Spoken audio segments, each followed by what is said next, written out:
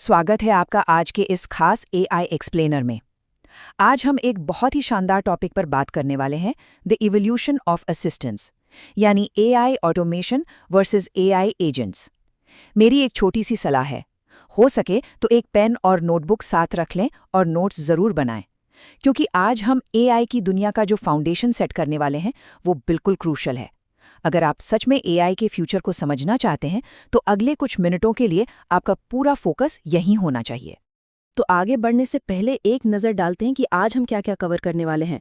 सबसे पहले हम एक मजबूत फाउंडेशन सेट करेंगे, फिर हम द वॉचमैन के जरिए एआई ऑटोमेशन को समझेंगे और उसके बाद द स्मार्ट असिस्टेंट के जरिए एआई एजेंट्स की दुनिया में कदम रखेंगे। इसके बाद हम इन दोनों की एनाटॉमी को कंपेयर करेंगे और आखिर में फ्यूचर के एजेंटिक वर्कफ्लो पर चर्चा करेंगे।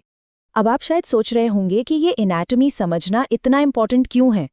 देखिए, एआई कॉन्फ़िगर करते वक्त अगर एक छोटी सी भी डिटेल मिस हो गई ना, तो वो आपके पूरे के पूरे प्रोडक्ट को ब्रेक कर सकती है। अगर हमें ऑटोमेशन और एजेंट्स के बीच का गहरा फ़र्क ही समझ नहीं आया, तो हम कभी ये तय नहीं कर पाएंगे कि कौन सा वर्कफ्लो कहाँ यूज़ करना है। इसीलिए ये एनाटॉमी समझना सबसे ज़रूरी है। तो चलिए सबसे पहले बात करते हैं एआई की बेसलाइन की, एआई ऑटोमेशन। और इसे आसानी से समझने के लिए हम इसे नाम देंगे द वॉचमैन। ये वो सिस्टम्स हैं जो हमारी रोज़मर्रा की ज़िंदगी के बार बार होने वाले रेपिटेटिव कामों को हैंडल करते हैं। सिंपल शब्दों में कहें तो एआई ऑटोमेशन एक ऐसा सॉफ्टवेयर है जो बिल्कुल बेसिक और रेपिटेटिव टास्क करता है, और वो भी एकदम स्ट्रिक्ट, पहले से तय किए गए रूल्स के बेसिस पर। सबसे बड़ी बात यह है कि ये पूरी तरह से बाइनरी रूल्स पर चलता है, मतलब इसमें खुद सोचने समझने या हालात के हिसाब से बदलने की कोई कैपेबिलिटी नहीं होती। जो रूल आपने सेट कर दिया, ये बस आंख बंद करके वही करेगा। इसको असल जिंदगी से जोड़कर देखते हैं। जरा सोचिए, एआई ऑटोमेशन एक गेट पर बैठे वॉचमैन की तरह है। एक हाउसिंग सोसाइटी के उस वॉचमैन के बारे में सोचिए जिसका रूटीन एकदम फिक्स है, बहुत ही स्ट्रक्चर्ड है। वो खुद से कोई नया फैसला नहीं लेता। ये एग्जाम्पल एकदम सटीक तरीके से बताता है कि एक ऑटोमेशन सिस्टम कितनी तय सीमा में काम करता है। अब देखिए कि ये वॉचमैन काम कैसे करता है। गाड़ी पास आती है, वो गेट खोलता है, गाड़ी अंदर जाती है और वो गेट बंद कर देता है ना, एकदम प्रिडिक्टेबल। वो वॉचमैन कोई सवाल नहीं पूछता, बस एक तय रूल को फॉलो करता है। बिल्कुल इसी तरह एक एआई ऑटोमेशन सिस्टम भी बिना कोई सवाल किए एक स्ट्रिक्ट कमांड पाथ को फॉलो करता है। अगर हम अपनी डेली लाइफ में देखें तो इसके बहुत सारे एग्जाम्पल्स हमारे चारों तरफ हैं। जैसे अगर किसी ने वेबसाइट पर फॉर्म भरा तो उसे तुरंत प्राइसिंग डिटेल्स का ऑटोमेटिक ईमेल चला जाना, या फिर सोशल मीडिया पर पोस्ट्स का शेड्यूल होना, एलेक्सा का वो रूटीन जहां सनसेट होते ही घर की लाइट्स खुद ब खुद ऑन हो जाती हैं, या फिर वेबसाइट्स वाले वो बहुत ही सिंपल से चैटबॉट्स। ये सब क्या हैं? ये सब रूल्स में बंधे हुए ऑटोमेशन ही तो हैं। अब यहाँ से चीज़ें थोड़ी और दिलचस्प होने वाली हैं। चलिए देखते हैं कि ये सिस्टम्स आगे कैसे इवॉल्व होते हैं। अब हम सिंपल रूल्स में बंधे हुए सिस्टम से आगे बढ़कर एआई एजेंट्स की एकदम डायनामिक दुनिया की तरफ शिफ्ट हो रहे हैं। इस फेज को हम कहेंगे द स्मार्ट असिस्टेंट।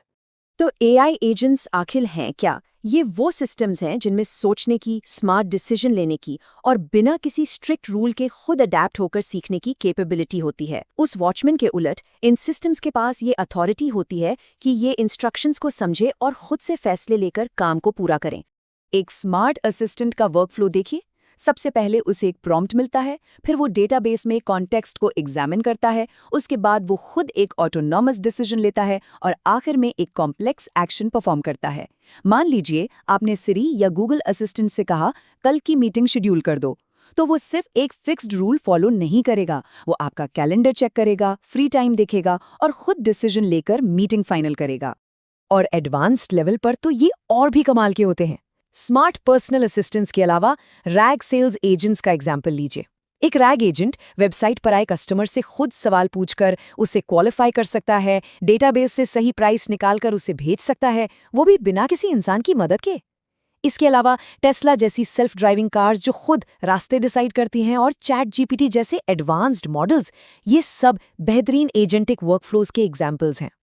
तो अब इस एक्सप्लेनर के सबसे ज़रूरी हिस्से पर आते हैं, इन दोनों की एनाटॉमी और कैपेबिलिटीज़ को सीधे सीधे कंपेयर करना, ताकि आखिरी की सारी दुविधाएं खत्म हो जाएं। इन दोनों कॉन्सेप्ट्स को साइड बाय साइड रखकर देखते हैं। एक तरफ है हमारा वॉचमैन, जो पूरी तरह से प्रिडिक्टेबल और रूल से बंधा हुआ ऑटोमेशन है, और दूसरी तरफ है स्मार्ट असिस्टेंट, जो ऑटोनॉमस है और खुद को हालात के हिसाब से ढाल सकता है। ये मशीन जैसी रटने वाली प्रक्रिया और इंसान जैसी समझदारी के बीच का एक बहुत ही बड़ा बुनियादी फर्क है। आइए इन 3 मेन पिलर्स को बहुत ध्यान से समझते हैं। थिंकिंग की बात करें तो एआई ऑटोमेशन सिर्फ एक डमी बॉडी है, उसमें कोई दिमाग नहीं है, जबकि एजेंट्स इंडिपेंडेंटली सोचते हैं और डिसीजन लेते हैं।